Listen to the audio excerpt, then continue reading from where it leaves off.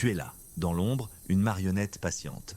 Tu offres ton cœur sur un plateau d'argent, une offrande pure et sincère, mais elle ne le regarde même pas. Son regard est ailleurs, fixé sur un horizon que tu ne peux pas voir. Un sommet de montagne escarpée, loin, très loin de la vallée confortable où tu as construit ton nid pour elle. Tu te demandes pourquoi. Tu as suivi toutes les règles, tu as été doux, attentionné, prévisible, tu as été le port sûr dans sa tempête. Alors pourquoi te regarde-t-elle avec cette pitié polie, ce mépris à peine voilé? La réponse est une vérité sombre et inconfortable. Une vérité gravée dans le code le plus ancien de la psyché humaine, elle s'appelle l'hypergamie. Ce n'est pas un choix conscient, pas une décision malveillante, c'est une programmation.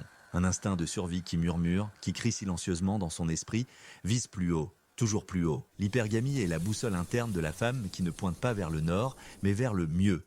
Mieux socialement, mieux économiquement, mieux en termes de pouvoir et de statut. Et toi, le gentil garçon, où te situes-tu sur cette carte? Tu n'es pas une montagne à conquérir, tu es une plaine, sûre, fertile, mais désespérément plate. Ta gentillesse est perçue non pas comme une force, mais comme une absence de force. Ta stabilité, non pas comme un roc, mais comme une stagnation. Tu es la sécurité, mais pas l'ascension. Voici la vérité brutale. Elle ne méprise pas ta gentillesse. Elle méprise le manque d'ambition que cette gentillesse semble masquer. Elle méprise la facilité, le manque de défi que tu représentes. L'instinct hypergamique n'est pas à la recherche d'un partenaire, mais d'un levier. Quelqu'un qui peut la propulser plus haut. Quelqu'un dont la force et la volonté peuvent la tirer hors de sa propre condition. Le gentil garçon, lui, propose de sauter dans le puits avec elle, pour lui tenir compagnie dans l'obscurité, un geste d'une noblesse infinie et d'une inutilité absolue pour l'instinct de survie. Pense à Léo et Clara. Léo est l'archétype du gentil garçon, il se souvient de la date de leur rencontre, lui prépare son thé préféré, écoute ses problèmes pendant des heures. Clara apprécie. Elle le dit, elle le pense à un certain niveau. Léo est son ancre, sa zone de confort, le sol stable sous ses pieds. Mais on ne désire pas le sol. On ne rêve pas de l'ancre. On rêve du navire qui affronte la tempête. On rêve du capitaine qui tient la barre. Puis Damien entre en scène. Damien n'est pas méchant, mais il n'est pas gentil. Il est orienté. Il a un plan, un empire à bâtir, un monde à conquérir. Il ne se souvient pas de la couleur préférée de Clara. Il oublie parfois de répondre à ses messages.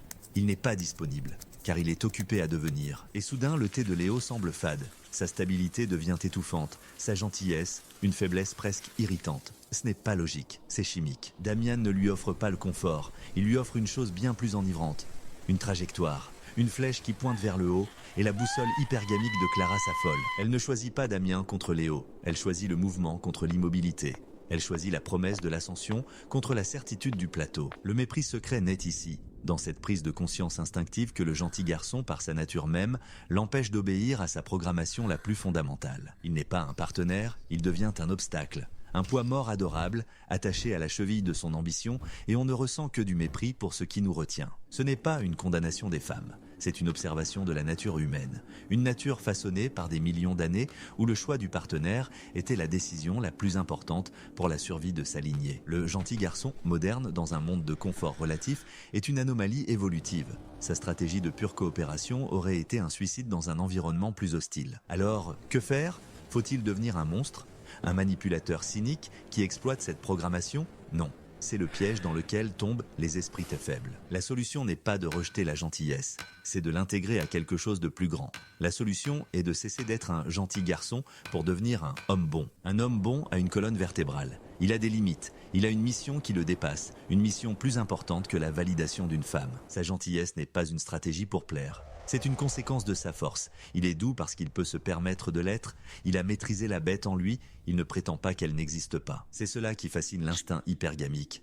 Pas la domination, mais la maîtrise de soi. Pas la cruauté, mais la capacité à être dangereux et le choix de ne pas l'être. L'hypergamie méprise le gentil garçon parce qu'il est perçu comme un serviteur. Un homme qui place le désir de la femme au-dessus de sa propre mission. Il abandonne son trône pour devenir un courtisan. L'homme bon, lui, reste sur son trône. Il ne l'abandonnera pour personne, il invite la femme à s'asseoir à ses côtés, pas à sa place. C'est cette royauté intérieure, cette souveraineté de l'âme, qui est le plus puissant des aphrodisiaques. Alors, cesse de maudire sa boussole, cesse de te plaindre que les règles sont injustes, comprends le mécanisme. Ne le combats pas, transcende-le. Construis ton empire, pas pour elle, pour toi. Deviens le capitaine de ton propre navire. Navigue vers des horizons si vastes et si fascinants que sa boussole, en ta présence, n'aura d'autre choix que de pointer vers toi. Non par pitié, mais par admiration